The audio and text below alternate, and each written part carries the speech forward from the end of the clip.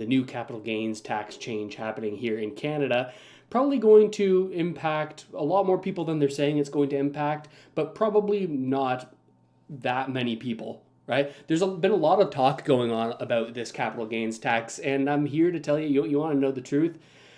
A lot of it is posturing. A lot of it is political kind of crap that you and I both know happens all the time. But we're going to get into it a little bit here tonight because the government is pushing through this capital gains tax change. Another tax sort of, I think, is going to go to more average Canadians in the grand scheme of things than the wealthiest, extreme wealthy people. But we're going to take a look at a couple of these different clips here that I've put together. Some interviews that have been given over the past couple of days where they make some claims and I'm just not buying it. And this is from both sides. We've got interviews with Freeland, the Liberal finance minister, as well as a new video posted by Pierre Poilievre. Both of them I've got some issues with, but we're going to talk about it. This is sort of like a nightcap stream. So, of course, I've got my little nightcap here, a little bit of whiskey straight out of Oakville. But let's dive right into it because, let's start with this interview that I haven't seen. I thought I'd just come on here, and I'm doing this research anyway into all of this. So let's get into it. I'm going to go full screen here. Move myself down a little bit here, and you don't need my face to be that giant. Let's go down to this. And let's check this out. Going to pause along the way, and we're going to talk about it.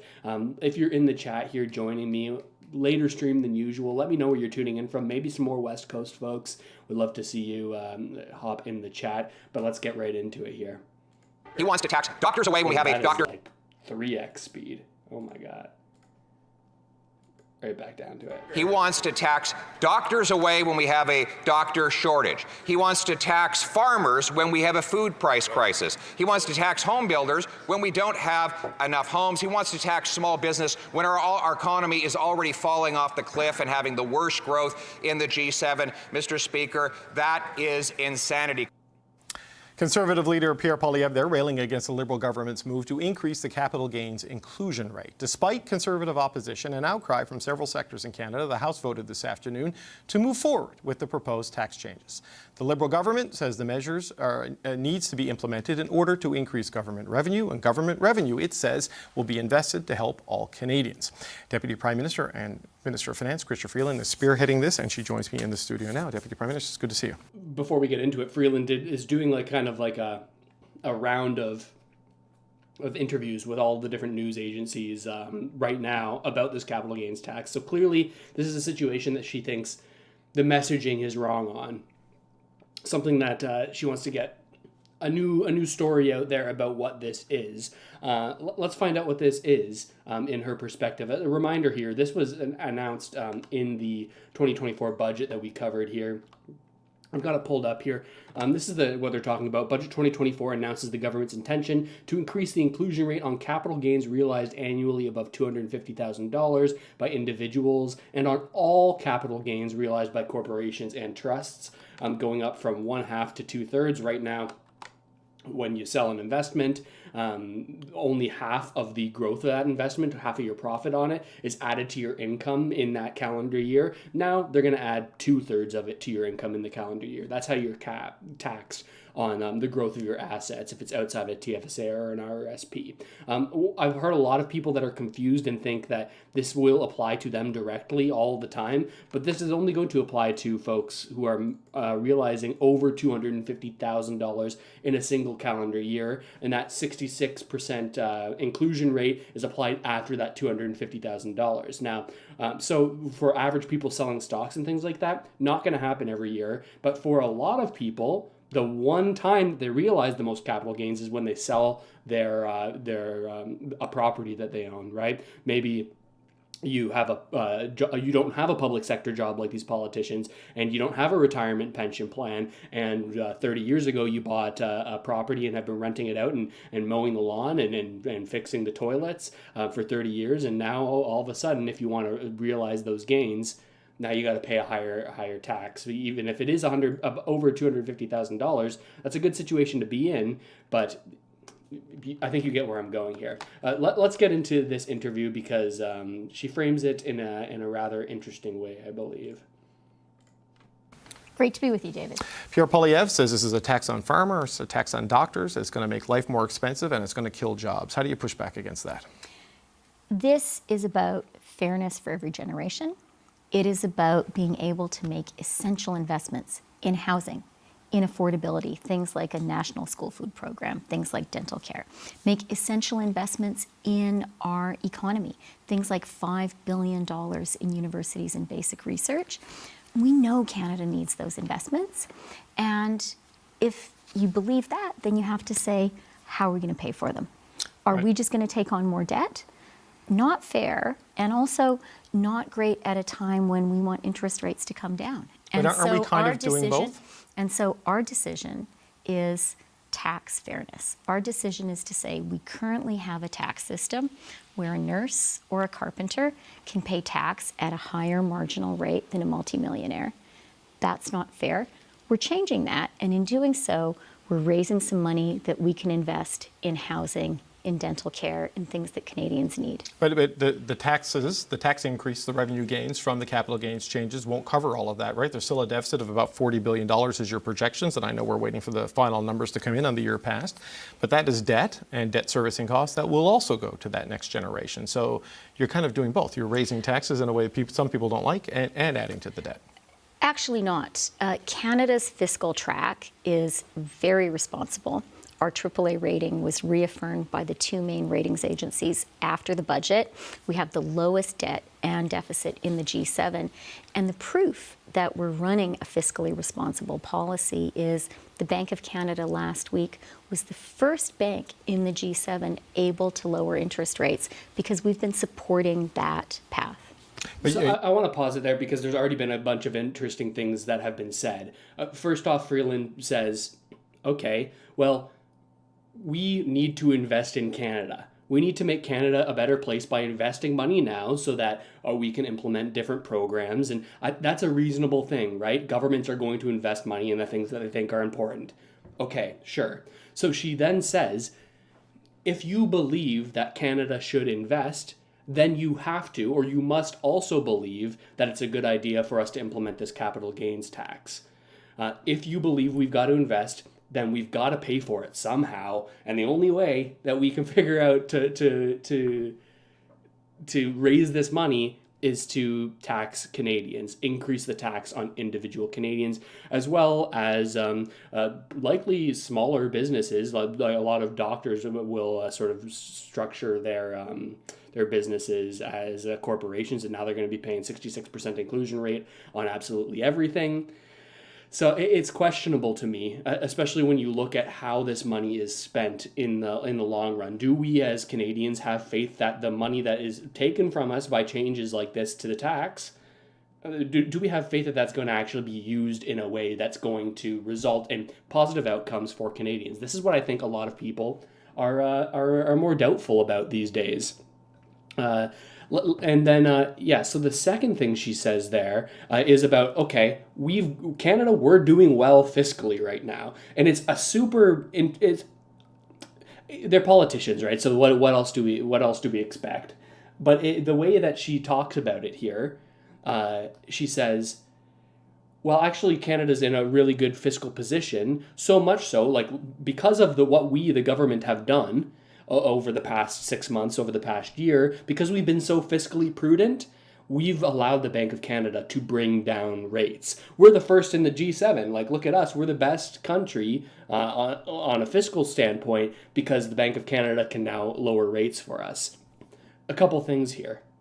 First, it's frustrating to see politicians embrace narratives when they serve them and shun narratives when they don't serve them.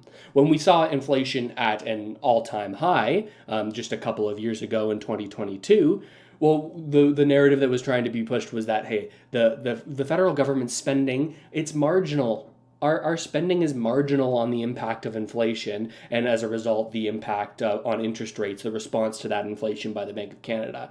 Our spending isn't doing a lot there. Our tax that we're adding here, our carbon tax, isn't doing a lot. What we're doing as a government its impact on inflation is very minimal. This isn't our fault. It's a global thing that's going on right now. Now, contrast to what's being said today, okay, Canada's economy has been doing poorly, and as a result, the government or the Bank of Canada feels comfortable to lower rates slightly, right? And they now use this as a way to say, well, actually, inflation and as a result, the Bank of Canada's ability to lower rates, that being down right now is a result of us being fiscally prudent. Do you see the contradiction here that's frustrating me? We're going to continue with this interview, but I had to get that off of my chest. Thanks for joining me, everybody, here a little bit later. Maybe we get a little bit of Western Canada in here. I love to see everybody here on the live streams. Let's keep this rolling because we've got a lot to get through. I'm 2 minutes through this interview, and I just went on a 5-minute diatribe about my frustrations. But maybe that's what happens when you're on a nightcap episode of the show, having a little bit of whiskey. This is my first glass. Don't worry, I'm not getting into it tonight. But first and only glass, I'll say, and we'll get into this. It's not just Mr. Poilievre doing the criticism. The Canadian Medical Association is warning that this is going to make it more difficult for doctors, some of who are looking at considering their options. Grain growers of Canada are saying this is going to increase their taxes by about 30% on family-run grain farms. You've seen companies like Shopify, which is one of the darlings of the tech sector, saying this is a tax on innovation and risk-taking. So there are pretty key sectors of the social fabric and the economy of the country pushing back on this. Look, I am really sympathetic to people like doctors who are concerned. I'm sympathetic. I grew up on a farm. My dad's a farmer. To people like farmers who are concerned. I think it is important to start when talking to all Canadians by saying this is a change that is going to affect less than 1% of Canadians, 0.13%. People's principal residence remains totally free of capital gains tax. You only pay at the higher rate after your first $250,000 of capital gains in a given year. For a couple who, say, have a rental property, they can make a $500,000 profit before paying an additional dollar. And the important thing also to recognize is right now we have a tax system that is tilted to give an advantage to people who are getting investment income. For someone like a teacher, someone like an electrician whose main income, whose only income is from a salary, they pay tax on 100% of their salary. Someone who is getting their income through investments, currently only 50% of their investment is taxed. So let's imagine you're a great investor, David. I hope you are. But a lot of that would be after-tax income. Let's imagine you make a great investment, and let's imagine that before our changes, you earn $2 million in your investment. Right now, $1 million of it you just put to the side, and it doesn't even touch the tax system. A nurse I hope that he pushes back on that, right? She says the $1 million gain that you've made, or the $2 million gain that you've made here, $1 million, it doesn't touch the tax system, without recognizing that you take the risk to invest your money that you earn and pay taxes on as income when you earn it. That's a frustrating thing. Obviously, all of this is very if you're in the position to realize these capital gains, you're in a good position, right? But it just feels frustrating that there'll be, here's more taxes on Canadians, regardless of what that tax is or what quintile of the population it is applied to. It's frustrating to see that, and then to see multi-billion-dollar subsidies going to multinational corporations that have no real obligations to hire Canadians once they've built their EV battery manufacturing plant somewhere in Ontario, right? This is the frustrating thing. Can't do that with her salary. That's not fair. And so we're changing it, and we're saying from June 25th, 2/3 of investment income of your capital gain above $250,000 a year is now going to be taxed.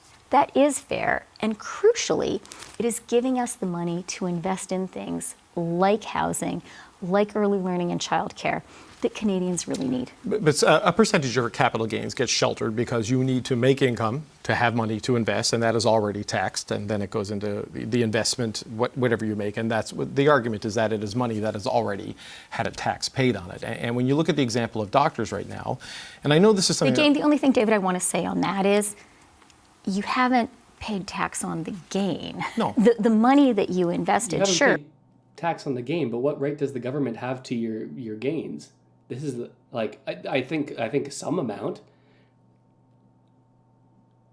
if you have faith in them to actually use that money for things that are going to positively impact Canadians. This is what I keep getting back to. Sure, but in my example, where you're making $2 million in a capital gain, that is $2 million that has never been taxed. That's $2 million of capital gain you're making. And by the way, I am glad in this theoretical David, the entrepreneur example, Right. I'm really glad you've made $2 million. It means you've made a great investment in Canada. It means that you're contributing to our country. I'm just saying, David, right now, only $1 million of that is taxed. I think 2/3 of it should be taxed. And I think the vast majority of Canadians, they believe in fairness. They think it is fair that a multimillionaire should not be paying tax at a lower rate Right. than a nurse. And also, Canadians recognize we need to make investments in our country. That's what we're doing. So the new inclusion rate kicks in at above $250,000 for an individual. It comes in on $1 for a corporation, right? And this is the situation a lot of doctors find themselves in. And I know this wasn't the federal government's doing, but in negotiations with provincial governments, they secured the right to incorporate, to have a better life from the tax advantages that provided, rather than getting a pay increase from governments. And this was done in lean times or for whatever reasons. They now see this changing. And the reality is that doctors, who the next generation is also going to need, who have incorporated, are going to be worse off. They're going to have less under this system. You gave an exemption to all entrepreneurs, or a special carve out in these changes for an entrepreneur capital gains exemption. Why not do that for medical professionals, given the shortage we have in that particular field?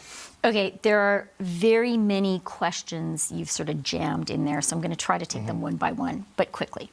I'm glad you've raised the issue of doctors, because I think that our medical system in Canada is one of the most important things we have in our country. It's a pillar of our country. I think having universal, single-payer medical care is one of the things that makes us Canadian. And especially after COVID, I think all of us are so grateful to our doctors, to our nurses, to all healthcare professionals. Yeah, this is a great point I'm seeing in the chat here. Let me see here. Schmelf says, I'd consider being fine with this if there were reductions for regular income taxes. If this was truly about, well, we've got to make it an even playing field for people, and we don't like that capital gains are taxed at a lower percentage than income is, then wouldn't you also consider, if that is your true motive, wouldn't you also consider lowering the tax rate on income for those very nurses and plumbers and the people that you're saying that you're out here trying to help?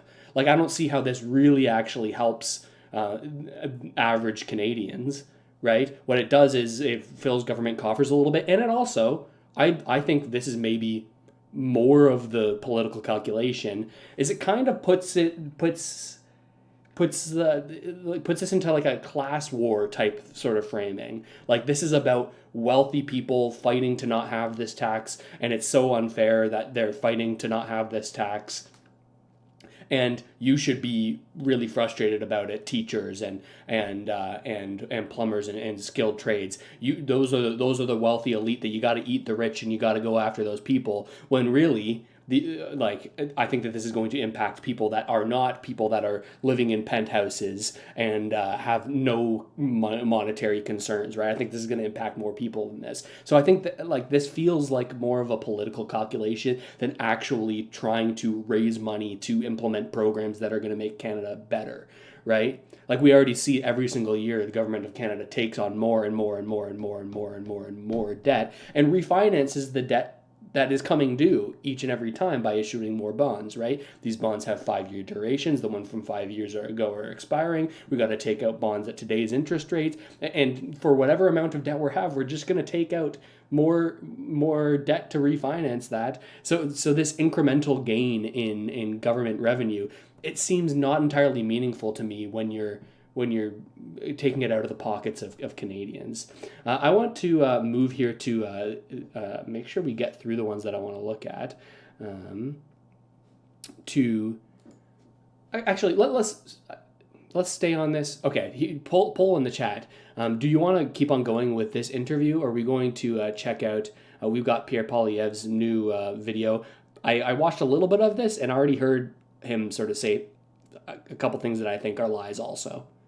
Things that aren't true in my mind, in my understanding of what's happening here. And we've also got a Power and Politics interview here with maybe let's switch to this one.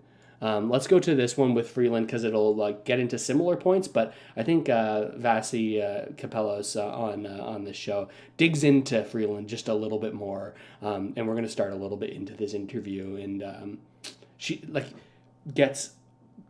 makes some good points here. Let's get into it.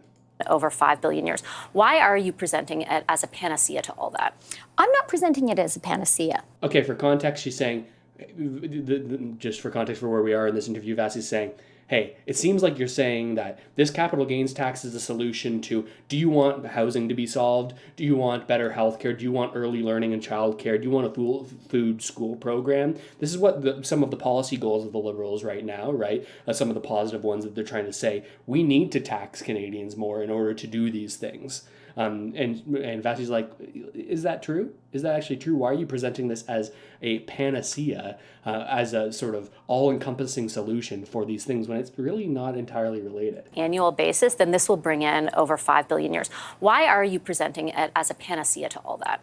I'm not presenting it as a panacea, but I am presenting it as a meaningful way to raise money to fund the things that Canadians need. It's nearly $20 billion over the fiscal framework, and it is a fair way to do it.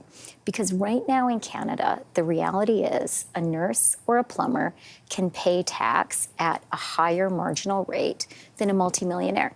That's not fair. So if we need money to make investments in Canada and Canadians, this is the fair way to do it. I think you did present it as a panacea. I'm going to challenge the way that you're framing that based on your comments on Sunday. I'll read them directly to you. Do you want to live in a country where those at the very top live lives of luxury, but must do so in gated communities behind ever higher fences, using private healthcare and airplanes because the public sphere is so degraded and the wrath of the vast majority of their less privileged compatriots burns so hot? This is going to fix all that. And what responsibility does your government bear for putting us in that position in the first place?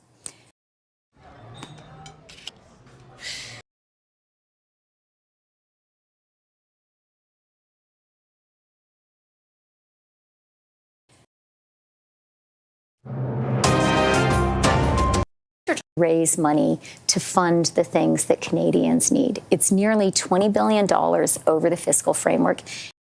This is the fair way to do it. I think you did present it as a panacea. I'm going to challenge the way that you're framing that based on your comments on Sunday. I'll read them directly to you. My bad. I got the mic going now. Where those at the very top live lives of luxury, but must do so in gated communities behind ever higher fences, using private healthcare and airplanes because the public sphere is so degraded and the wrath of the vast majority of their less privileged compatriots burns so hot. This is going to fix all that. And what responsibility does your government bear for putting us in that position in the first place? This is really going to help Canada because $20 billion is a meaningful amount of money to invest in the things Canadians need. Standing for fairness is really important too. So this is an important measure. I am glad that we're putting it forward. I'm glad that it is paying for things like the biggest housing program in Canadian history. Things like dental care, things like our really important investments in AI. And what it's allowing us to do is make investments, do it in a fiscally responsible way, because we're building on a position of fairness. And I really find, I've been talking to a lot of Canadians, and when I talk to Canadians, they say, yeah, you're right. It is not fair for a teacher or a carpenter to be paying tax at a higher marginal rate than a multimillionaire. I think that makes sense to people. But what's the proof point? Again, the second part of my question was, what responsibility does your government bear for putting us in a position where you yourself describe as the finance minister, the public sphere is so degraded? You talk about the money that your government is spending towards increasing the supply of housing. The CMHC says housing starts were down 7% nationally in 2023 from 2022 and expects them to further decline this year. Where's the proof point that the money you say that you're going to get from this additional revenue source is actually going to make Canadians' lives better? Well, StatsCan actually reported today that permits are at a high, permits for new home building. So that is a very, very positive moment. Yeah, but you need a permit before you build a house. And the fact that we have a fiscally responsible plan to invest in Canada and Canadians has supported the Bank of Canada in something that is so important for Canadians, which is to be in a place where inflation has been within the Bank of Canada's target range for the past 4 months. That made it possible last week for the bank, the first country in the G7, to lower rates. But I do want to come back to this is more of the funny, like, look how good we're doing. The Bank of Canada has been able to lower rates. It's basically like, okay, Canada's economy has shown so many signs of weakness now that the Bank of Canada needs to come in and lower rates, or at the very least they feel comfortable to. And I'm not saying that it was the wrong move to lower rates. I think the central banks have a predisposition to wait too long before taking some sort of action. We saw that with inflation in the first place. What is at the heart of what we're doing? And what we're saying is we are a government that believes in fairness. We believe that everyone should be paying their fair share. We believe it's just not right for a teacher, a nurse, a plumber, an electrician to be paying tax at a higher marginal rate than a carpenter, than a multimillionaire. And that is what is the case right now in Canada. And you believe only multimillionaires will be impacted by this? And I ask you that genuinely. I host a radio show during the day. I have been inundated the past 2 days with people who have called saying, I did not have a public sector job. I could not rely on a pension. So I decided to invest in a second rental property. I have worked nonstop in order to be able to do that. And I have paid taxes along the whole way. And now I'm being told I'm among the ultra wealthy that has to fund the government's income redistribution plan, essentially. Like, how is that about fairness? That's what it seems to me. Like, it feels like there's a group of people that are going to be impacted by this who have lived conservatively their whole lives and have lived prudently and maybe don't have a public sector pension like every single one of these politicians do, especially now that they've sort of extended or allowed them to sort of sit longer in Parliament so that a bunch of them can get their pensions. What about the people that I've invested my whole career and have a giant investment portfolio as a result of that hard work to sustain me during retirement because I don't have a pension because they're few and far between these days. Like it's these types of people that I'm worried about being impacted by this. And it's this sort of thing that makes me feel like it's like positioning to be like, let's pit Canadians against each other and pit the Conservatives against us and saying, like, hey, if the Conservatives support this, then we can say, oh, they're really only out to help the ultra wealthy. Like, that's how the framing seems to be here. They can say, look, we're trying to make things fair, and they can say the Conservatives who may vote against this, who likely already have voted against this, say, well, they're supporting billionaires, so that's classic conservative. You're just supporting rich people. That seems to be like the narrative that they're trying to sort of grab onto here. But Vassy makes a good point here. What about all these people that will be impacted that don't feel like they're ultra wealthy? Well, first of all, I think it is really important for Canadians to be clear about what this measure actually is. And so, as you said in your really good introduction, the first $250,000 of capital gains every single year is going to continue to be taxed at the current rate. You just spoke about a rental property. That means if a couple owns a rental property, their first $500,000 of profit that they make is taxed at the current rate. That's a lot, and they can do that every single year. According to our calculations, 0.13% of Canadians will pay more every single year based on these measures. But the other thing, just to challenge you for a second, that's just an annual basis, right? That's not. Some people will only pay capital gains once over their entire lifetime. So the number of people who may be impacted could be far greater than what your government has put forward. I know you want to characterize this as we're okay to go after the wealthy and the Conservatives are not. But there are a lot of people who do not feel wealthy who feel you are going after them. So again, I would really disagree with the greatest respect to some of the ways that you've characterized that. And I would just say this is not about going after anybody. What this is about is saying, do we, as I said in those comments that you read out, do we want to be a country that invests in the things we need? Do we want to be a country that invests in housing? Do we want to be a country that invests in affordability, in things like a national school food program, in things like a national early learning and childcare program? Do we want to be a country that invests in economic growth, in things like infrastructure, in things like our ITC program, which is building the industrial transition? I think we need to make all of those investments. That's and not I all think your government's spending money on. And I think the fair way to finance you have to ask yourself, do you believe we need to make those investments? I do.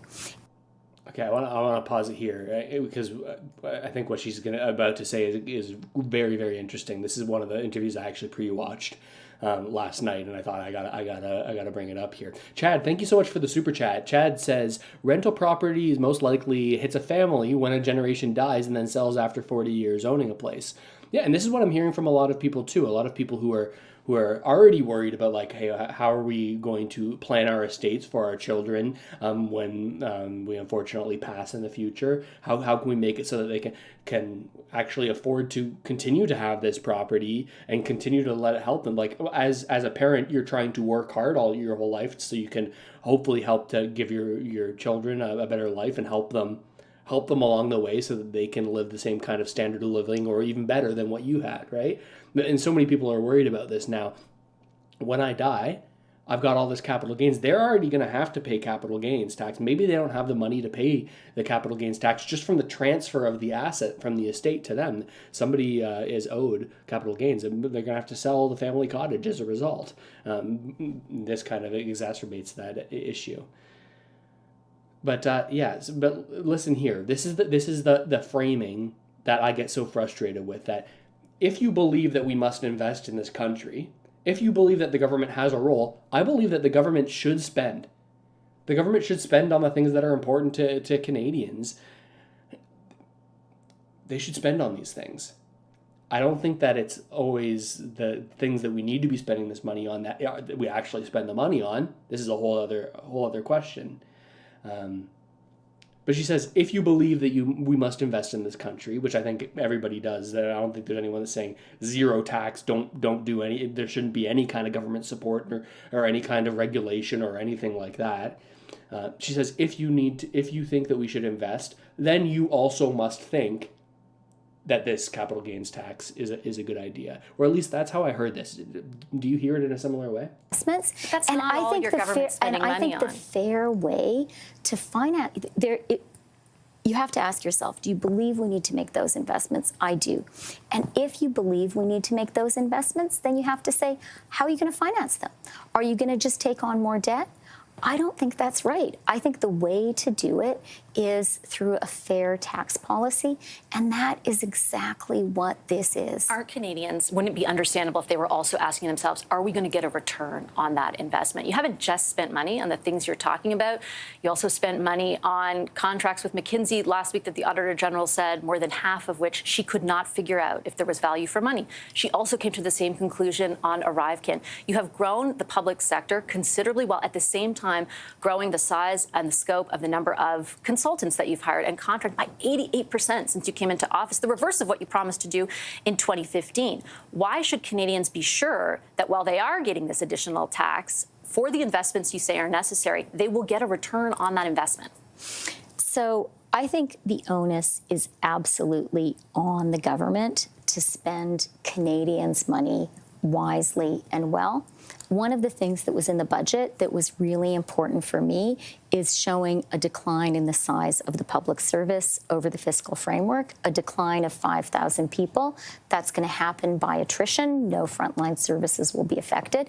But I put that in there very thoughtfully and intentionally, because it was my view that if we were saying to Canadians, we're going to make significant investments based on tax fairness, I want to say to Canadians, and we're going to do it with care. But I do also want to really, want to really push back that. She says, like, I'm so proud that we're going to be reducing the public sector that has grown by 80% over 9 years. We're going to cut that down. We're going to slash that down. But she also makes the caveat that we're not actually going to, like, fire anybody. It's just people who are retiring. We're just going to let it roll off. We'll see if this actually happens. Again, thank you for the super chat, Chad. An oil king from Saudi Arabia with the chat donos. I appreciate it. Fair tax is flat tax, Twitchy. There you go. Fair tax is a flat tax. I mean, to some people, I definitely understand that is like, should you be taxed more as you make more money? You already tax more at a dollar amount, but should you be taxed a higher percentage? This is the question that Chad's bringing up. Against the notion that we don't need a government that invests. I do think that's an unfair characterization. I'm saying, are Canadians getting return on those investments? No, but it is actually the essential question here. Canadians have three essential choices before them. The first is, do you believe government needs to invest in you and in your country? Do you believe in things like government investing in housing so we can build more homes faster? Do you believe in things like a national program of early learning and childcare? Do you believe in things like the government investing $5 billion in basic research in universities, as we have done? Do you believe in that? That's question number one. Question number two is, if you believe in that, how do you think we should pay for it? And what we're saying is, we don't think you should pay for it by just taking on more debt. Canada is running a very fiscally responsible policy, and you saw the results of that with the Bank of Canada lowering interest rates. So then you have to say to yourself, okay, then what kind of a tax system are we going to use to finance it? And this move that we're making on capital gains, it really is about bringing more fairness to the tax system. It's about saying someone whose only income is a salary, someone like a plumber, someone like a teacher, they just shouldn't be paying tax at a higher rate than someone who is a multimillionaire and whose principal income is through investment. And like she gets to a point there. It's like, okay, well, if we're going to invest, how should we pay for these things? We already know that the entirety of the government revenue doesn't pay for all of the costs of operating the government, right? We go into debt every single year. That debt grows every single year because we aren't collecting enough from people to pay for what the government does. So much so that they'll always take out more and more debt and refinance that debt to pay for these things, right? A big problem with that we saw through the pandemic was that you're going to get inflation if you do that too much, especially if the central banks intervene, right? If they make it so that the government can pay a lower rate on their bonds by becoming the buyer of last resort of those bonds, by buying billions of dollars weekly of Government of Canada bonds. We saw that, and that's what drove a lot of the inflation in my eyes. I think it was less the specific government spending, but more the expansion of the monetary base. But this is the question, right? Do we do government operations, and do we expand government operations by inflating away our citizens' currency so that their savings are worth less? Or do we just do it by keeping currency kind of the same value and taking more of it from people? Like, I don't think that that's always the answer. Like, I think getting more specific about, and again, I'm just an idiot on the internet. Tell me what I'm getting wrong here. This is what I'm trying to put things together and figure out this world. Figure out God's green earth, what is going on here. But yeah, do we inflate away our money to pay for the government? Or do we just take it directly from them? This seems to be like the question. I don't know, the question they're asking themselves. I guess another question you could ask is perhaps we reduce the size of government, reduce our overhead. I'm sure there's a lot of cuts that could happen without meaningful reductions in quality of life for individuals. Like, I'm not saying don't do a disability benefit. I'm not saying don't have social safety nets, right? But it seems like there's quite a lot of waste. And maybe that's the question that should be asked. Maybe it's not, do we inflate away their purchasing power, or do we just take more directly right now? It seems like that shouldn't have to be the question. The person who said... Oh, and another super chat from Chad. Appreciate it. If you pay more taxes, do you get better services? You certainly do not. I don't think so. Unless you own a giant billion-dollar business, and then you can lobby the government and then get permits through more quickly, or maybe operate a casino outside of the tax structure and bring politicians in there and get leverage over them and get them on tape doing illegal things, having braised shark fin, and you've heard me talk about this, possibly. The person who said it the best was actually a guy appointed by John Diefenbaker, who was kind of a conservative guy and who chaired a Royal Commission on Tax Reform, Kenneth Carter. And he said, a buck is a buck is a buck. And that was the principle that guided his recommendation that we tax capital gains in Canada. I think that is absolutely right, and I'm glad we're doing it. I understand the fairness argument they're putting forward. The third question that you didn't flag, though, was the one that I'll circle back to. It's not just if you think you should invest or not. It's if you think the investments will actually pay off in the long term, that there will be a return on the investments you're making for Canadians. There is so much, but there is so much evidence that that's not the case. There are more people. Let me finish. There are more people than ever going to the food bank. GDP per capita is on the decline right now. Productivity, our own Deputy Bank of Canada governor is sounding an alarm about how terrible our productivity is relative to the United States. What is the evidence that you're going to take all that money from this new tax scheme and invest in ways that actually better our country? And don't you bear responsibility for the place we're at right now? Vassy, I am 100% sure that our massive investments in early learning and childcare are already making life more affordable for Canadians and are already helping our economy. We have the highest participation rate of women of working age in Canadian history. Early learning and childcare has really helped to drive that, and that is helping our economy to grow, and it is helping Canadian families, and it is helping Canadian kids at the same. It's going to get me going on another rant here. I'm seeing people talk positively about Vassy Capelos, the interviewer here in the chat. Definitely someone that I respect, goes just as hard at Conservatives as she does Liberal, as she does NDP, as she does Green. I've been a fan for quite a while. Chad says, income tax was to pay for World War I. Is it done yet? How about cut social services? Well, that would be definitely an aggressive approach. An aggressive approach to reducing taxes. Cut which social services would you cut, Chad? I'm curious. I feel like I was just getting heated about something. I just got I'm going to cut back. I'll get it. And that is helping our economy to grow. Okay. I found it. So she talks about look how good our investment in early learning and childcare is. Childcare is too expensive for Canadians. Childcare is too expensive. You got to spend too much money as soon as you have a kid if you want both people to work. That's expensive, right? And then she touts that, hey, because we've committed to funding in certain ways these childcare facilities, we have more women working than ever, Vassy. Let me tell you how good this is, that we have more people working than ever. We have more tax revenue, yes. We have more women in the workplace. This is a good thing.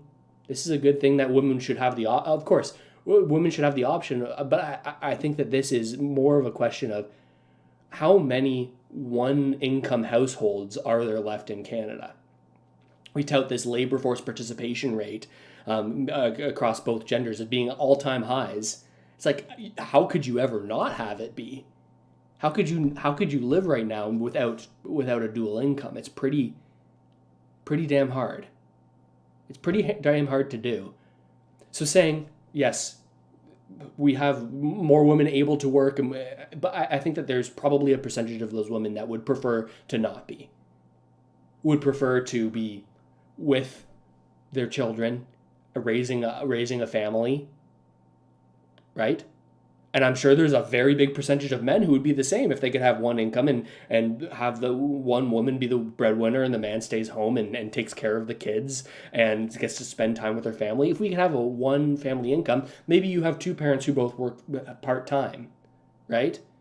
This is why I get frustrated when they say, look at our women in the workplace, our labor force participation rate among women.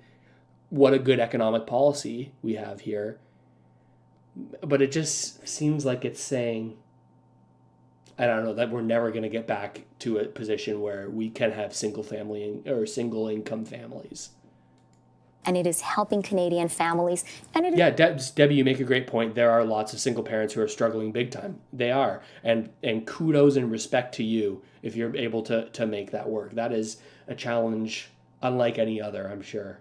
It's helping Canadian kids at the same time. I am equally absolutely sure that our investments in housing are absolutely necessary. What Canada is suffering from today is a legacy of underinvestment in housing, and we are turning that around and fixing it. And I am absolutely sure that we had to do this in a fiscally responsible way. And for me, the proof of the pudding is that just a few days ago, the Bank of Canada was able to lower interest rates, first country in the G. Do I need to say it again? When times are good, and this is every politician, the Conservatives would be saying the exact same thing if they were in power during this. Like, I think this happens a lot in American and Canadian politics, is that politicians and governments who are in power either take credit for it or distance themselves from things that they didn't really have control over, right? And I think that's what Freeland's doing right now, right? She's saying, look how we're able to bring interest rates down before anybody else, because of our government's not spending as much and having inflation come down, and then having the Bank of Canada be able to lower rates. The independent Bank of Canada that doesn't take into consideration Government of Canada policy, right? But on the flip side, you have 2 years ago, well, our government spending doesn't actually impact inflation that much. It doesn't impact what the Bank of Canada does or doesn't do, so we're not responsible for this. It's a frustrating thing. Chad saying, not a popular comment when we insist women work to people work, so money makes half the value. If it never happened, one could stay home and we would have a positive population. That's also the thing, right? The population growth aspect of it is right. Why is Canada's fertility rate so down? Why do we not have as many families with having two children, having more than two children, right? Could it perhaps be how expensive everything is? How expensive childcare is when you can't afford to have somebody to stay at home with them, either the father or the mother? It's nothing about gender. It's nothing about I worry that people take this as I'm saying that women should stay home and raise the children, and that's how things should be, like this macho alpha thing that a lot of influencers talk about. That's not what I'm saying here. Is it a good thing that we need two people working at all times to sustain an average family? Is that always what is best? I don't know. Okay, now I want to go on here. We've been talking a lot about this capital gains tax. Ultimately, I think more people are upset about it than they need to be in term, and maybe myself included. It's not going to impact everybody, but it's going to impact people when it impacts them, right? Not a lot of people are going to have over $250,000 in capital gains in a single calendar year, but the one time that they do, for the people that do, they're gonna have to deal with it. And should that money be going to a government that maybe you either do or don't, have faith in the way that they're going to spend that. We're going to move on here because Pierre Poilievre put out a video here. I think it had a different title at some point, and right here it's called Economic Vandalism. I forget what it came out as yesterday when I was sort of looking at it on the feed. Let's give this a watch through. I was sort of skimmed around it, and I heard a couple things that,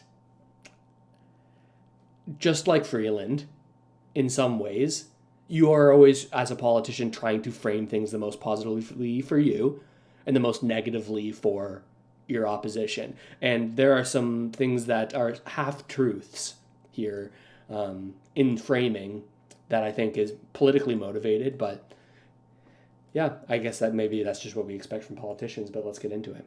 Wonder why we can't have nice things in Canada anymore, like healthcare, like nutritious food,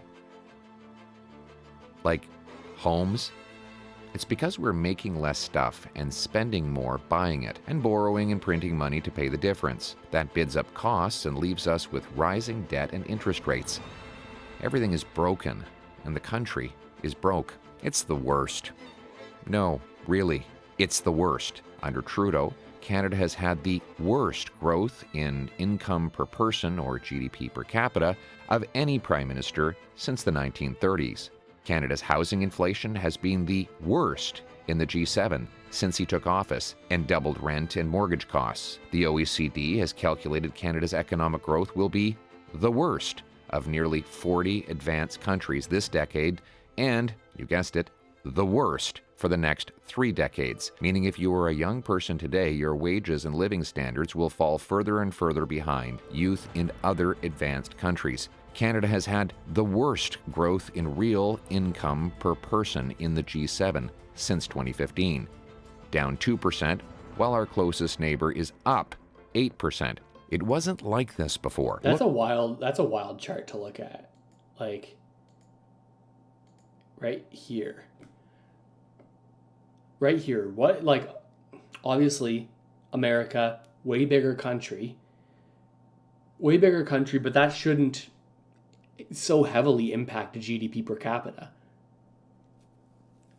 That's just baffling to look at. Again, we talk about GDP per capita as being the closest analog. It's not a perfect analog, but the closest analog to quality of life in a country. If you have a growing GDP per capita, it means that on average people are making more and have a higher quality of life. There's more economic activity going on per person in the country. Now, one of the things that has driven this down also, I think, has been Canada's population growth as well, right? If we grow the population at an extreme pace and the GDP as a result doesn't grow proportionally to our population growth, then we get a declining GDP per capita as well. But I don't think it's just the fact that we're changing the denominator, the lower number in the fraction on this one. Is that right? Numerator, denominator is the bottom one. We're changing the amount of people in the country, so that will impact the GDP per capita calculation, right? More heads, more per capita, more people. I don't think it's just that, though, that's bringing down Canada's GDP per capita, because this has been a decades-long issue, right? It's been a decades-long issue, and I think it's largely because we shy away from embracing the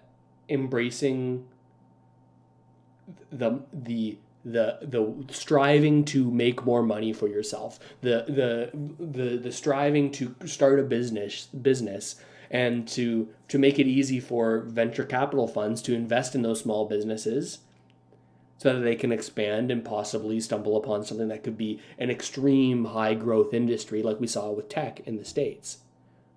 Partly that, and partly because of the housing policy in Canada. Why take the risk and lend to a bunch of 20-year-olds in a garage when you can just buy up 5 single-family homes and rent them out and have tenants pay your mortgage? And Canada's been up only in real estate for the past 20 years. Maybe that's not so going forward here, but this is how it's been, right?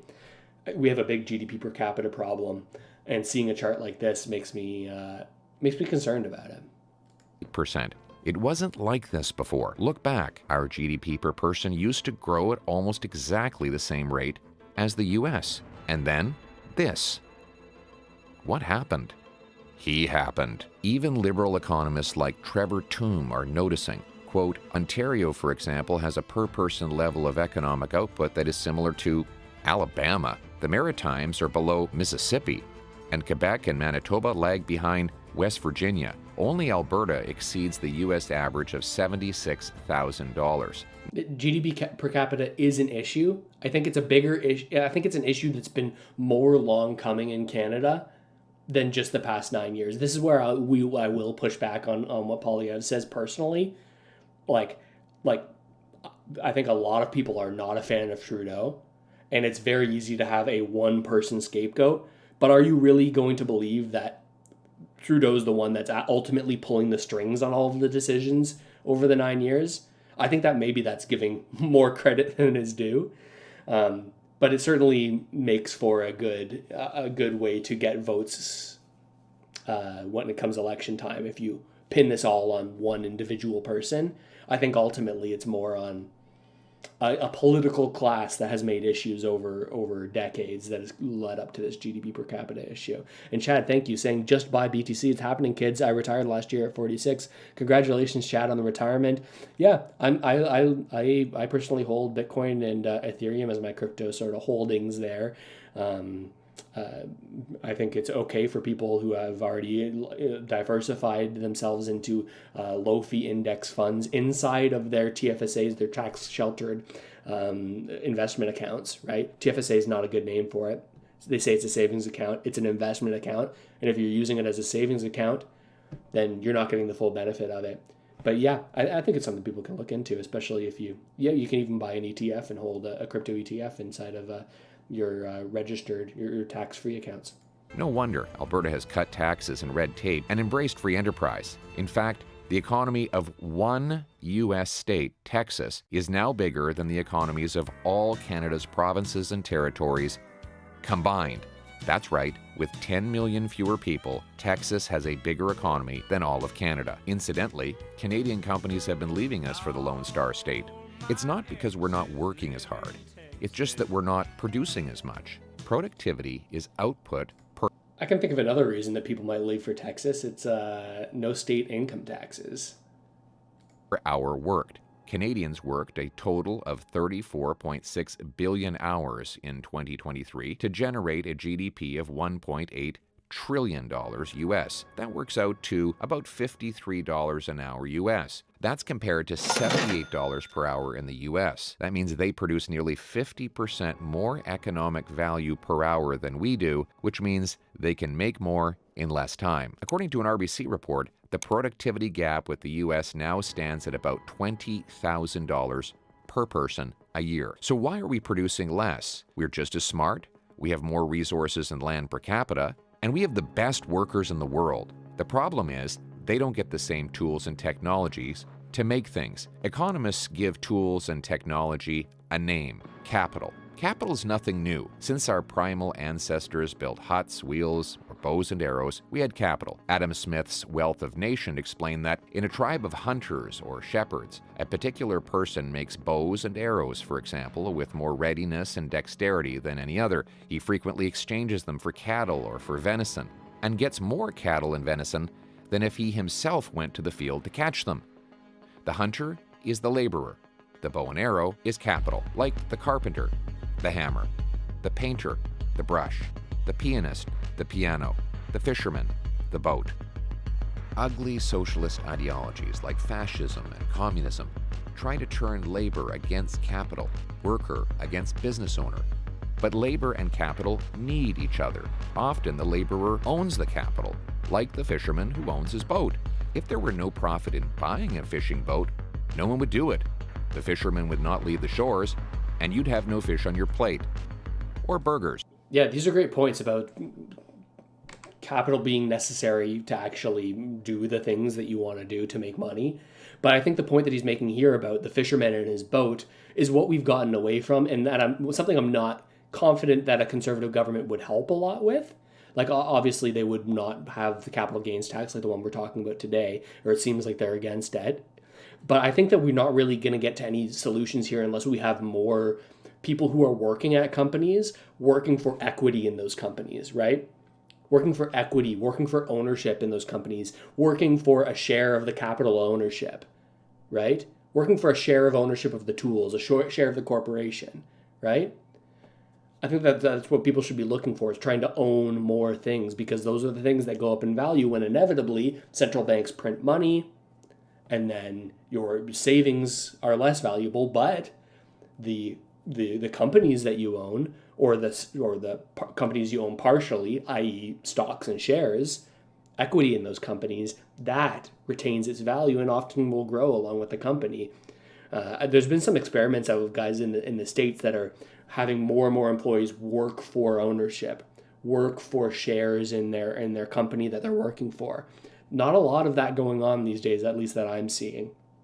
But do you not think that the people working at these companies would, by chance, be a little bit more productive in their roles if they felt like, hey, if I personally perform better, my ownership in this company will be worth more and I will personally benefit? People are ultimately looking out for themselves. Every single politician here, probably every one of you watching this, most important to you is caring for your family and setting your family up. And the same for me. That's what's most important to me, as maybe crude as it sounds, making this kind of money, or like making money and growing your wealth and growing your ownership in things, ultimately is what you can use to help set up your family. I'm not talking about extravagance here. I'm talking about knowing that you're going to have enough food for your kids, right? This is what I think is most important. It's very individual. This is why I think corporations should be paying in equity in those companies if they want better performance, but also as a solution for people who feel like they're working and not getting anywhere. The company is growing and growing, and CTO executive suite payments and bonuses are going up, right? But I'm not making any more. Just maybe if you gave that employee ownership in the company in a small extent, maybe you earn it over time. Well, then maybe they would want to work more efficiently, get more done, and perhaps our GDP per capita would go up, right? Right now, I don't know if you can relate to this, any office job that I've done, or any kind of job where I have very little control over what I'm doing, every time I do more work, I end up with more responsibility and the same pay. More responsibility and the same pay. That's why I eventually got into real estate sales a while ago now, so that I could, the work that I did at least would be proportionally represented in the output that I actually got on the other end. But why do you think people aren't working in these corporate jobs as hard as they could be? Probably because they don't think that they're seeing the result of that work. If you like burgers, then you'll like this machine back here. This is Capital. We wonder what Capital is. Capital is advanced machinery like this. Tell me what this machine does and why somebody who likes cheeseburgers should care about it. So this is a column dumper. All the ingredients that you need to make your hamburger are going to go into the buggy. The buggy's going to rise up. It's going to dump into a mixer. That mixer is going to mix all the ingredients for your juicy hamburger. It will go into a former, and then it will go into a freezer, and then it will go onto our conveyor system. Look over at that conveyor system right over there. That's also Capital, right? It is also Capital, and it will go into a packaging machine, into a box, into a truck, into the grocery store. So that people can have a nutritious, delicious, protein-packed hamburger brought to them at the lowest possible price with the highest possible health, safety, and nutritional value. And your workers, of whom I think you have about 300, yes, can have big, powerful paychecks, right? So but to do that, they need machines which economists call capital. Capital is also called Paychecks aren't enough. This is why I think why people get frustrated at conservatives, because they feel like, hey, nothing's going to change. Nothing's going to change. Wealth is going to amass to the top because they are the people that own things. I don't think big, powerful paychecks, it's nice, better than small, weak paychecks, but I don't think that that's the be-all, end-all. Called investment. When you divide the amount of business investment by the number of workers in the country, you see that in 2023, Canadian workers got 58 cents of investment for every dollar a U.S. worker got, and only 65 cents for every dollar workers in the OECD got. So who do you think is going to make more cheeseburgers? Their farm workers get more tractors. Their food packaging workers get higher-powered machines to move and pack it. Their truckers get newer and more efficient trucks to ship the food. So their workers make more money making more food more affordably. The same is true for homes or computer chips or auto parts or anything else we make. So if our investment is leaving, where's it going? There will be a giant sucking sound going south. There will be a giant sucking sound going south. Today, that sucking sound is Canada's money, machines, businesses, and paychecks heading south. These bars show the net inflow or outflow of investment between Canada and the U.S. this century. When the bars are above the line, it means more investment is moving from them to us than from us to them. Below the lines means we are losing money. From the year 2001 until 2014, 14 straight years, Canada won the investment tug-of-war. We were beating the Americans. Then, in 2015, something happened, and the money started flowing in the opposite direction. Every year on record since 2016, 17, 18, 19, 20, 21, and 22, the Americans took more investment from us than we got from them, now totaling $460 billion, or $11,500 more per person leaving Canada for the U.S. than we got back. Our money building factories, mines, machines, technology companies that pay American wages. Yeah, that's another wild thing is about like where are we investing, and it brings us back to like a topic we talked about a little while ago, where the government was considering trying to make that Canada pension plan as well as some of the the public employee and pension plans invest in Canada more primarily, so that we'd have better investment, more jobs for Canadians in this kind of stuff. That was a big talking point. We have Chad here again saying, pay for a job has not followed money printing. I wanted a part-time job to be busy and I was insulted by the pay. Yeah, Chad, congratulations on the retirement. And I think that's a welcome to what a lot of maybe young Canadians just starting out are sort of seeing, especially in those part-time jobs, right? A lot of it can be, or it can feel pretty insulting, especially as we've seen inflation be so high for the past year and a half. What happened? He happened. It was only 9 years ago, the very liberal New York Times found that Canada's middle class was richer than America's. 9 years of growing taxes, housing costs, bureaucratic gatekeeping that block major projects have driven money, business, and high-skilled workers away. Even the CBC admitted the number of Canadians leaving to the U.S. has hit a 10-year high, with 126,340 people leaving in 2022, up 70% from a decade before. People leaving cited Canada's housing, after Trudeau doubled the cost, access to doctors, after Trudeau tax hikes pushed physicians to leave, and high taxes and crime, driven by liberal spending and catch-and-release laws. And it's about to get a lot worse. Running out of money and worried about a debt downgrade from rating agencies, Finance Minister Freeland has announced a job-killing tax on healthcare, home building, small business, and farmers. Taxing farmers drives up food costs. Taxing doctors makes it harder to find one. Taxing home builders means fewer homes. And taxing small businesses means fewer paychecks. Businesses, jobs, doctors, and food production will leave Canada. A capital gain is the difference between what an investor paid to buy and later what he got to sell his investment. Right now, investors are taxed on 50% of their gains. After this latest tax hike, they will be taxed on 66% of it. This despite the fact that capital gains are already taxed multiple times. First, capital gains come from businesses reinvesting their earnings to grow. Government already taxes those earnings once. Then, much of the gain on an investment is eaten up by inflation. If you buy a company for $100 and sell it for $110, but inflation has totaled 5%, your real gain is $5, but you're taxed on the full $10 gain. To summarize, given that capital gains are already double taxed and partly inflated away, adding new taxes is unfair. With this tax hike, Canada's capital gains tax will be one of the highest in the advanced world, so businesses, jobs, and money will pour out of our country at an even faster rate. There is good news for some and bad news for others. The good news is that I think one thing here that I feel like is maybe conveniently left out by Poilievre is he says, he talks as if this applies to individual Canadians in the same way that it does to corporations, right? He just explained here, hey, it's going to be 66% now instead of 50%. That is true.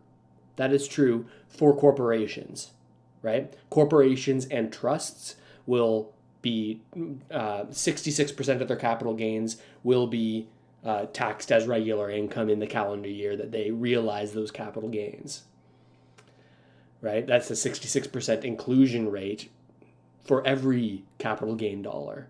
For individuals, it is a little bit different. He doesn't really talk about this. I want to be clear with you here about what this actually is.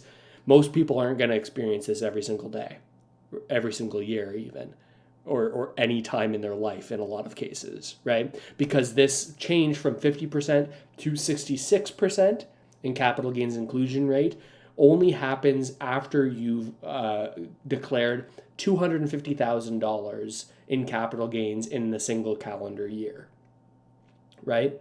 So up to $250,000 in capital gains in 1 year is taxed the same at 50%, and up any dollars above that is 66% of that is what is included in your income that year and your taxes, right?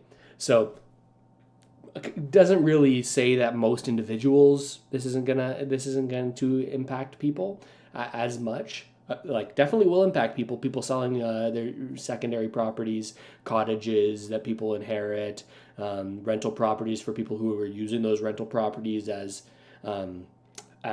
retirement funds, but also rental properties for people that have 50 of them, right? So you'll give them that maybe this gets some of that. And another take I've heard is that they announced this without actually bringing it into place so much ahead of time, so that people would rush to sell off their properties and to realize the capital gains this year, right before the June 25th deadline for this stuff, so that all of that capital gains revenue would be realized this year, and they would be the government that gets to show those numbers, right? Bringing forward all of that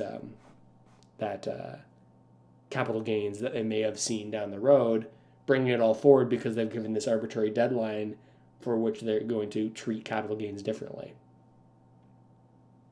that if you're extremely wealthy, you'll get around this tax hike. For example, Justin Trudeau kept his family fortune, which he inherited from his grandfather, in a tax-sheltered trust fund to avoid taxes. I no longer have dealings with the way our family fortune is managed. And Freeland gave billionaires an escape hatch. She waited 2 months after she announced the tax hike before it took effect, giving billionaires plenty of time to sell their holdings without paying the higher rate and move their money to lower-taxed foreign countries where it will build businesses, factories, mines, railroads, and other job-creating investments over there. We know that this is already happening because the government's own estimates demonstrate it. Look closely at the budget projections for the tax change. This year, the tax change is only in place for 6 months, June onward, yet it generates $6.9 billion. Next year, it is in place for all 12 months, yet the revenue from it crashes to $3.4 billion. And the year after that, it drops to $375 million, about what the government spends every 7 hours. Why? Because the extra money the government gets this year is not from people paying the tax hike, but from people avoiding the tax hike by quickly selling investments and realizing gains before the hike comes into force on June 25th. These gains are taxed at the lower rate. I hadn't even watched this, and he's saying what I was saying. That's wild. Chad, it says, space it out over 2 years, sell cottage, and do two transactions perhaps. Yeah, that could work if you have multiple properties that you're trying to sell in the same, of course you're going to definitely avoid it as much as you can. That's what anyone would do. I think any rational actor avoids paying as much taxes as possible through all of the legal means that they can use to do so. Right, but because the volume of transactions is so high, the government gets a short-term sugar high of revenue. If someone is going to sell their investment to avoid paying this tax, are they going to reinvest the proceeds here, knowing that they will have to pay it in the future? Of course not. Rather, they will simply reinvest the money in another country where the tax hike does not apply at all. So who will pay? 1. People who have one-time sales or disposals of long-term assets, like this wonderful grandmother. 93-year-old Liz Diachin has had this farm property in Warkworth, northeast of Coburg, for 58 years. Across the road in front of her home is a small plot of land she owns. Since her daughter and grandson each currently rent homes, she decided to give them the land to help out. And I said, why should I pay capital gain? You know, I'm not selling it to them. I'm gifting it to them. Second, 300,000 businesses, many of them. That whole grandmother thing is a little bit trying to pull at your heartstrings, I think. And I think someone came into the chat and said, is this a Poilievre commercial? You kind of have to view it as a Poilievre commercial, right? He's putting this out on his YouTube channel, trying to make Trudeau look as bad as possible and trying to make himself look as good as possible, right? We all need media literacy skills here, right? And you got to look through certain things and embrace the truth in other things. Right? That grandmother thing saying, like, why should I pay capital gains tax? I'm not... This has nothing to do with the change, right? This has nothing to do with the change from 50% to 66% over $250,000, blah, blah, blah, blah, blah. This is not about that change. That's the way it's always been. If you gift a property to a family member, even though you're gifting it, it's still deemed to have been sold at fair market value. Now, I think people get a little shady with how they list what they believe that fair market value to be, but regardless, you have to pay capital gains at the time that you gift something because it's deemed a transaction. At least that's my understanding. I'm not a tax professional. This is not tax advice for you. Don't sue me, bro. As Meet Kevin has said, if you've ever seen that guy on YouTube. That's the way it's always been. And it's so that the people who are gifted it will now have their book value of that property, right? The value that they bought it at, the fair market value that they bought it at. Everything will have been, all the growth will have been taxed up till that point. So they wouldn't have like a giant or even larger one if they were to ever sell it. Small businesses and indirectly their workers will pay this tax hike based on the government's own numbers. These businesses will stop investing in machines, factories, and other equipment that workers use to earn wages. It goes right through the food chain. Because the tax hike punishes farmers, we will have fewer farmers producing food. One restaurant owner told me he just turned down a chance to invest in a new restaurant because of the tax and is instead leaving Canada. So who will give students their first jobs? What happens to the out-of-work waitresses who have kids to feed? Where will you go for dinner? The tax punishes doctors, which means your family physician could leave Canada. We're trying to hold up a healthcare system that's crumbling around us.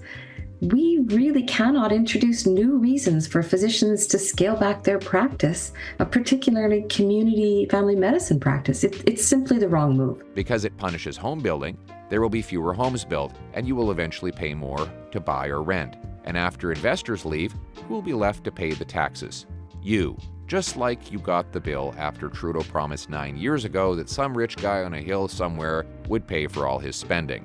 Canadians pay enough in taxes, except the middle class should pay less taxes and the wealthiest Canadians should pay more. Yet, a decade later, and 9 in 10 middle-class families pay more income tax. And, despite Trudeau claiming the carbon tax would make you better off, 100% of middle-class families pay more in carbon tax than they get back in rebates.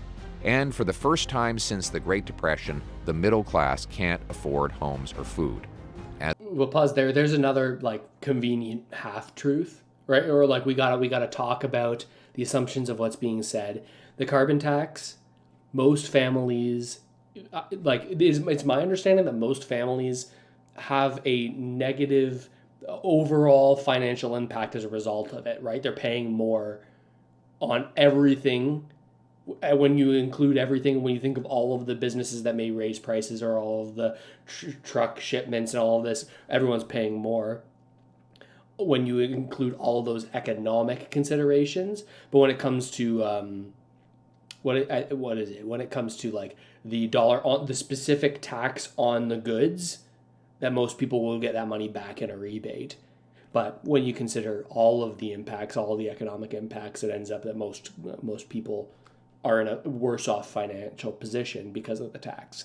That's my understanding of it. Chad says you can make a trust and add your family members to the older people's assets. My parents have it set up for my brothers and myself. Nice. So I guess, yeah, you have a family trust. It's this sort of this holding company almost for the assets of your family members, so that you don't have to go through the probate process and have that change of ownership. Instead, the trust would own the property, or the trust would own those assets, and you wouldn't be forced to have sold them at fair market value when they pass away, I guess. It doesn't protect you from the capital gains tax, right? Because if you want to realize the gains on those properties, if you want to sell it, you're still going to pay capital gains tax based on whatever the fair market value was when that trust acquired the property.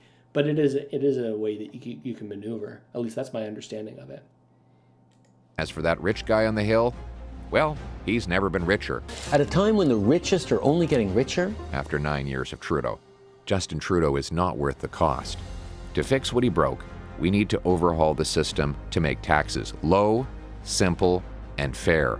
That's why within 60 days of becoming Prime Minister, I will name a tax reform task force of entrepreneurs, investors, farmers, and workers, but no lobbyists, to design a bring-it-home tax cut that will, 1, bring home production and paychecks with lower taxes on work, hiring, and making stuff. 2, bring home fairness by reducing the share of taxes paid by the poor and middle class while cutting tax-funded corporate welfare and cracking down on overseas tax havens. 3, bring home 20% less paperwork by simplifying tax rules. Lower, simpler, fairer.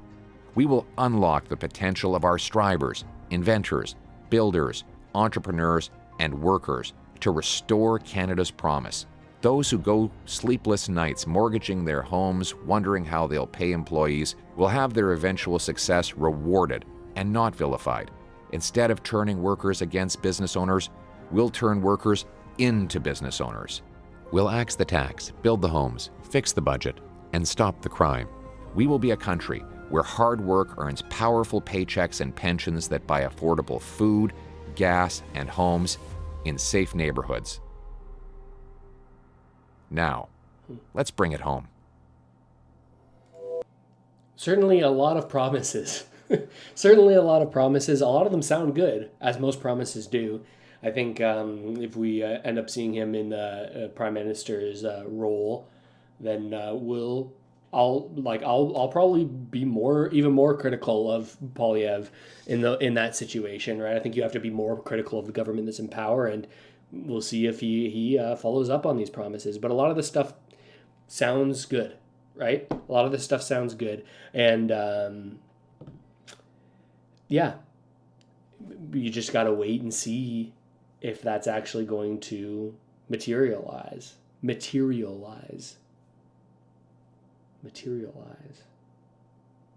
how you say it. Well, interesting stuff. I'm curious what you think about all of this. Ultimately, I think that a lot of people are making this tax sound like it's something that's going to impact everybody and make the Liberals look even worse about this, as a result of this tax. I think that there's a lot of talk like that when it's not going to impact as many people as regularly, but there are more Canadians that this is going to impact than the Liberals are talking about. And it doesn't make a lot of sense to increase a tax on Canadians when those Canadians don't have a lot of faith in what you're going to do with the money. This is what I'm coming away from this with. And when you treat money like pixie dust, Chuck E. Cheese tokens, right? When you can print it in times of need and just inflate away the value of those dollars that people have saved, right? But that'll get me on a whole another topic, and I think it's about time for me to crash here, folks. So I appreciate you tuning in. Thanks so much for the support for those of you who have been here and have liked the video. Subscribe to the channel if you haven't already done so. I think it's one of the first links in the description. I'm trying to do more long form content, maybe stuff where it's not just me watching, but I'm trying to like just talk for 45 minutes straight. Let me tell you, it's certainly not good right now, but I think I could get good at it if I do it for long enough. So I'm starting to do that. You can check out one of the first links in it. I think it's called The Russ Matthews Show. Just me talking for 45 minutes to an hour. Yeah, thanks so much for tuning in, everybody. I hope this video, or this live stream, was helpful for you. And one more from Chad. Thank you, buddy.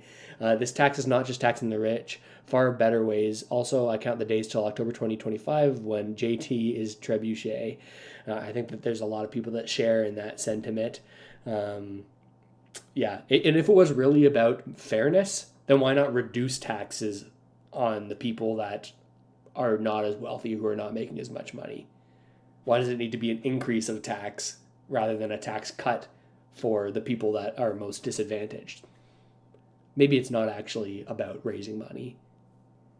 Maybe it's not actually about fairness. These are some thoughts. I don't know if I'm right. Again, I'm some idiot on the internet. I'm not an expert, don't claim to be, but just figuring things out with all of you. Appreciate you tuning in. I'll catch you guys next time. Have a good one.